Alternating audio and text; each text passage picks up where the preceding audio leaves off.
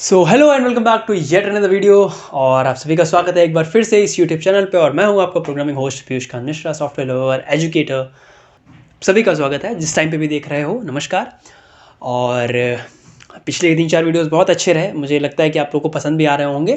तो please check out the last videos for machine learning mathematics, for DSA mathematics, for competitive programming mathematics. तो उसी series में हम आज एक वीडियो और बनाने वाले हैं, the road map for machine learning. बहुत ही highly asked question, frequently asked question to me, to another. जितने भी मशीन लर्निंग वाले जो भी कर चुके हैं, जितने भी उस फील्ड में हैं, उनसे बहुत सारे लोग पूछते हैं।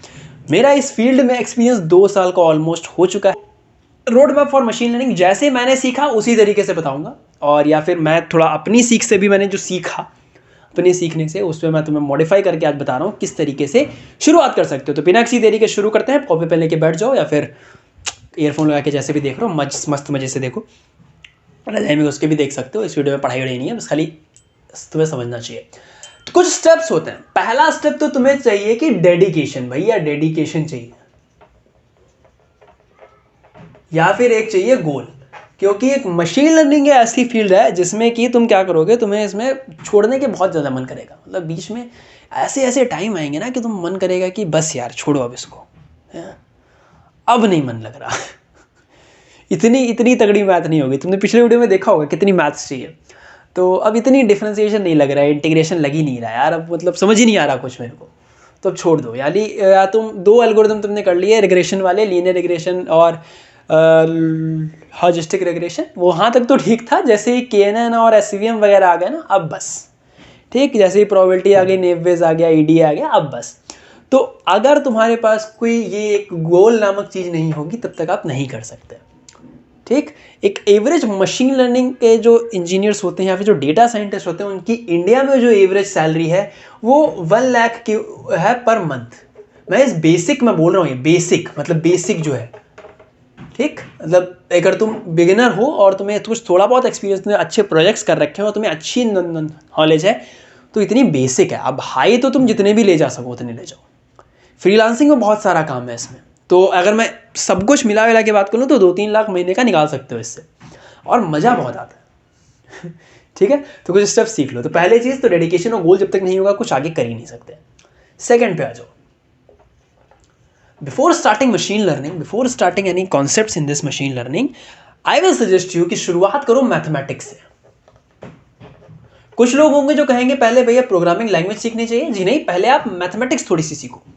ठीक है। बेसिक लेवल ऑफ मैथमेटिक्स, जैसे मैंने बोला कैलकुलस हो गया, लीनियर अलजेब्रा हो गया, और तुम्हारा क्या बोल सकते हो, प्रोबेबिलिटी एंड स्टैटिस्टिक्स के थोड़े बहुत कॉन्सेप्ट हो गए उतने। ठीक। इतना करने के बाद जब इतना ही जैसे ही कर लोगे, इसके लिए मैं तुम्हें मान के चलता हूं 1 से 2 मंथ लग जाएगा इसमें। तुम्हें 1 महीना लग रहा है, चलो कोई बात नहीं, 1 महीना लगा के करेंगे हम इसको। फिर आ जाओ अपनी प्रोग्रामिंग लैंग्वेज पकड़ो।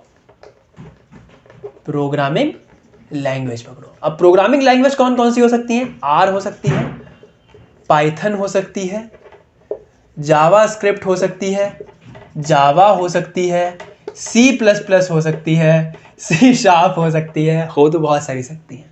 बट मशीन लर्निंग के लिए R और पाइथन के अलावा मत चूज करना इनमें से कोई भी। तो इनको सबको मैं यहां से गायब ही कर रहा हूं। तो R और पाइथन के अलावा मत चूज करना।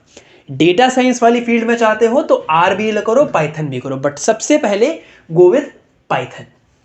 क्योंकि पाइथन एक ऐसी लैंग्वेज है जिसमें तुम मशीन लर्निंग के तुम्हें एल्गोरिदम्स मिलेंगे, तुम्हें बहुत सारी कंफर्टेबल तुम उसमें होगे, तुम्हें बहुत सारे ऐसे हाइकिड लेवल में तुम्हें एल्गोरिदम्स या फिर लाइब्रेरीज मिल जाती हैं कि तुम डायरेक्टली इंपोर्ट कर सकते हो। बोलोगे भैया आपने पिछले वीडियो में बोला था लाइब्रेरी नहीं यूज़ करनी। तब यूज़ करना जब तुम्हें आता हो तब। तो अब जैसे ही तुम पाइथन पे आओगे, तुम्हें इसके क्या सीखने हैं? सिर्फ बेसिक के कॉन्सेप्ट, लाइक कि एडिशन मतलब इनपुट वगैरह कैसे होता है, ऊप्स कॉन्सेप्ट तुम्हें सीखने हैं। बेसिक के बाद फिर तुम्हें कहाँ जाओगे? ऊप्स कॉन्सेप्ट पे जाओगे। और जैसे ही ऊप्स कॉन्सेप्ट हो जाए, थोड़ा सा सब्र करना। सब्र करने के बाद इसके कुछ 2 इंपॉर्टेंट लाइब्रेरीज पे आ जाना। कौन कौन सी? नमपाई और पांडास। कहां से पढ़ेंगे भैया हम इनको? इनकी दोनों के डॉक्यूमेंटेशन से। डॉक्यूमेंटेशन से पढ़ो, या फिर यूट्यूब पे थोड़े बहुत वीडियोस हैं ऐसे, मैं क्रैश कोर्स बनाने का सोच रहा हूँ, तो अगर तुम चाहते हो कि मैं इनका क्रैश कोर्स बनाऊँ NumPy और pandas के, तो वो भी बता देना, मैं बना दूंगा। और उतना क्रैश कोर्स कर लो, तुम्हें एक बेसिक सी पता चल जाएगा कि हाँ कैसे NumPy में हम एडिशन वगैरह कर सकते हैं, pandas से कैसे हम जितने भी डेटाज वगैरह उनके साथ में खिलवाड़ कर सकते हैं, वो सब चीज़ें। तो एक तो डॉक्स वगैरह और NumPy और pandas, ये 2 चीज़ें तुम्हारी अति आवश्यक चीज़ें हैं जो कि तुम्हें करनी पड़ेंगी। ठीक, तो बेसिक्स और ऊप्स ऑफ पाइथन के बाद NumPy और pandas पे जाओ। आई होप तुम्हें इसमें, अगर तुम्हें पाइथन में बिल्कुल भी कुछ नहीं आता और तुम कोई एक प्रोग्रामिंग लैंग्वेज आती है, तो इस NumPy और pandas को मिला के मैं लेके चल रहा हूँ कि तुम्हें 2 महीने लगेंगे आराम से।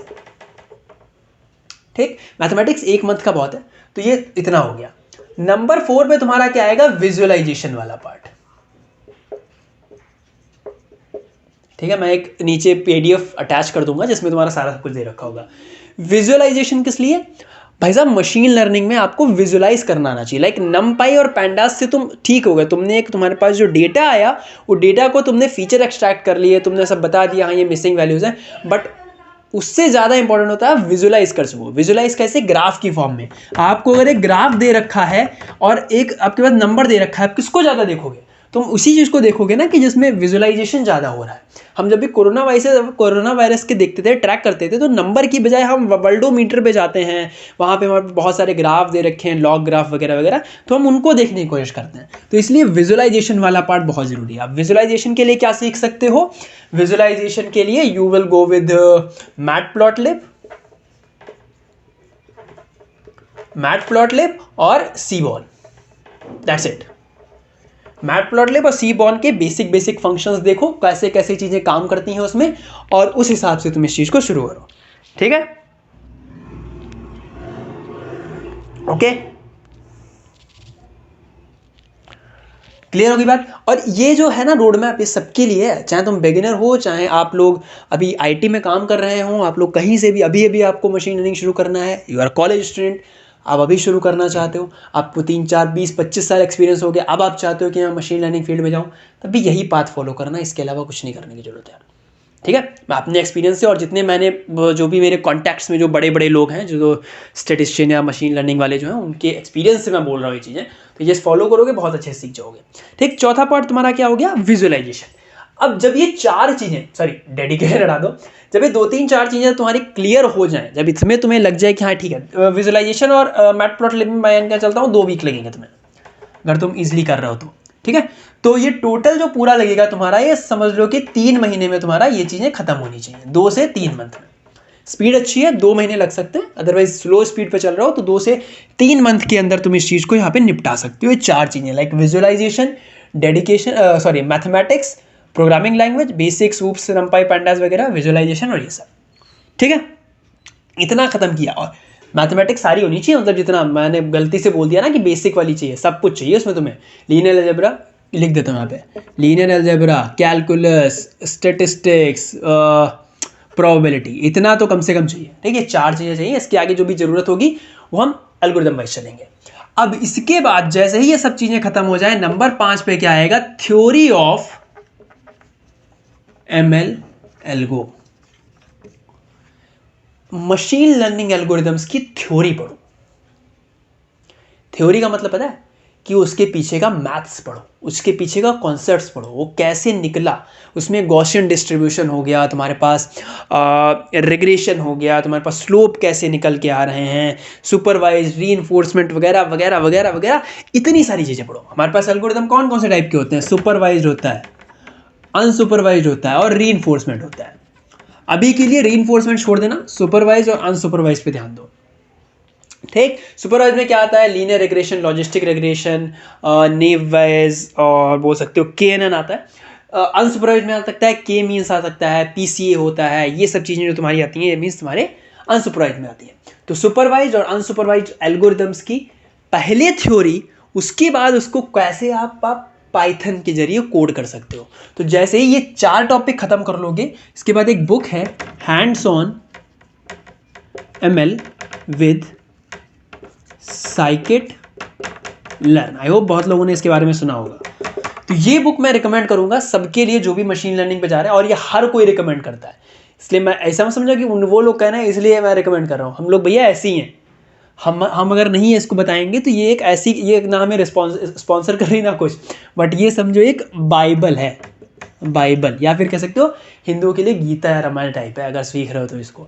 तो hands on ML with scikit learn इस सब के बाद में, और एमएल की थ्योरी पढ़ने के बाद में जाना उस पर, ठीक है, समझ गए। जैसे ही, और इस चीज को करने के बाद जैसे ही विजुअलाइजेशन वगैरह कर लिया, नमपाई और पैंडास कर लिया, इसके बीच में एक और चीज बताऊंगा छोटी सी, कि एमएल एल्गोरिथम जाने से पहले तुम ईडीए सीख सकते हो, exploratory data analysis. Data analysis means feature extraction कैसे कर रहे हो, उसमें तुम एक्सट्रैक्ट कैसे कर पा रहे हो, जो इंपॉर्टेंट इन्फॉर्मेशन है वो कैसे, और वो सब कैसे आएगा स्टेटिस्टिक्स से। तो मैथमेटिक्स यहाँ से शुरू हो जाती है, ठीक है, आप वो अपने हिसाब से देख लेना कितनी मैथमेटिक्स चाहिए, ठीक। तो जैसे ही तुम इधर आओगे ईडीए वगैरह पे, फिर एमएल में जाओगे, और जैसे ही ये सब चीज़ें कर लिया तुमने, मतलब एमएल एल्गोरिथम्स उसके ऊपर करके जाओ, एक प्लेटफॉर्म है जिसका नाम है KAGGLE, शायद मार्कर का ख़त्म हो गया, कैगल का नाम बहुत लोगों ने सुना होगा। एक मतलब एक ऐसा प्लेटफॉर्म है जहाँ पे हम सारे मशीन लर्निंग वाले वहाँ पे जाते हैं, और उसके बाद फिर हम वहाँ पे आपको डेटा सेट मिलता है, वहाँ पे जो बहुत सारे लोगों ने काम किया वो अपनी जुपिटर नोटबुक वगैरह वहाँ पे डालते हैं कैगल के, उस पर डेटा सेट बहुत सारे पड़े हुए हैं, आप वहाँ पे जा करके, और कॉम्पिटिशन्स बहुत से होते हैं, और ऐसे कॉम्पिटिशन्स जो कि आप जहाँ से आप अर्न कर सकते हो, आपको विनर को $1000 के डॉलर्स मिलता है, ठीक है। तो वहाँ से आप ये सब चीज़ें अर्न कर सकते हो, और इस सब पे आप फ़ायदा उठा सकते हो।